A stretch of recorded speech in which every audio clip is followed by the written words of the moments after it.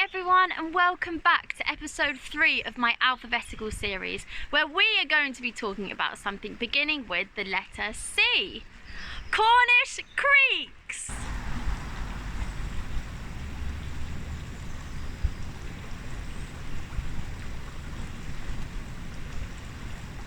So creeks are quite a common occurrence in Cornwall. It's very easy to stumble across them. And these are not just any creeks, but they're predominantly tidal creeks, which means the stream of water is affected by the ebb and the flow of ocean tides. Now these creeks start small in upland areas and they travel downstream until they reach an estuary, so where the river meets the sea, or a harbour or a bay.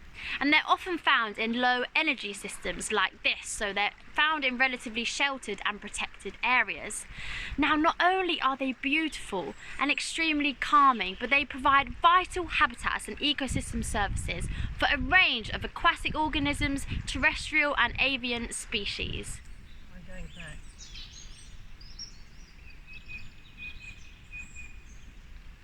Clear off! I'm nesting here! Because these creeks are tidal creeks, it means they undergo drastic changes every day. So I've come back down to the creek this morning to catch it during high tide. Now, as you can see, this is when it gets completely submerged with water, and this happens twice a day.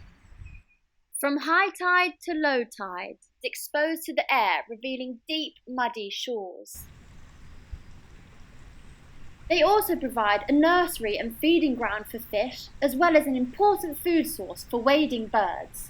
This little egret is using a foot-stirring feeding technique, using its feet to stir the water and the mud, dislodging sediment and startling prey.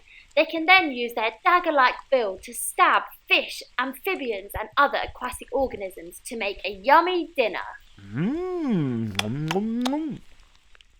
So creeks are their own individual ecosystem, but they also support others, like the riparian zone, which is the interface between rivers and streams and land. So it's referring to this bank section here that runs the entirety of the creek.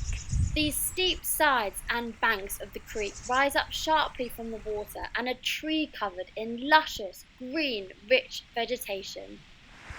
So creeks act as primary aquatic links from stormwater and water runoff from the surrounding land to the estuary, so where the river meets the sea. Now this means that all the activities that are happening on land, construction, agriculture, sewage, all the wastewater, the chemicals and the sediment from these activities wash down into the creek and eventually out into the sea. The complex and productive ecosystems that are tidal creeks have already and are in further danger of losing significant ecological value with increasing impacts and anthropogenic pollutants. Solution? Wiser land use planning, river restoration, the use of natural environmentally sensitive management practices. We must keep our waterways clean. So next time you're able to get out and about, go and see if you can find your nearest creek. I better make a run for it because Mr. Swan is not very happy this morning. Oi. He keeps chasing us. Oi. Now thank you for joining, and I will see you next week when I will be talking about something beginning with the letter D.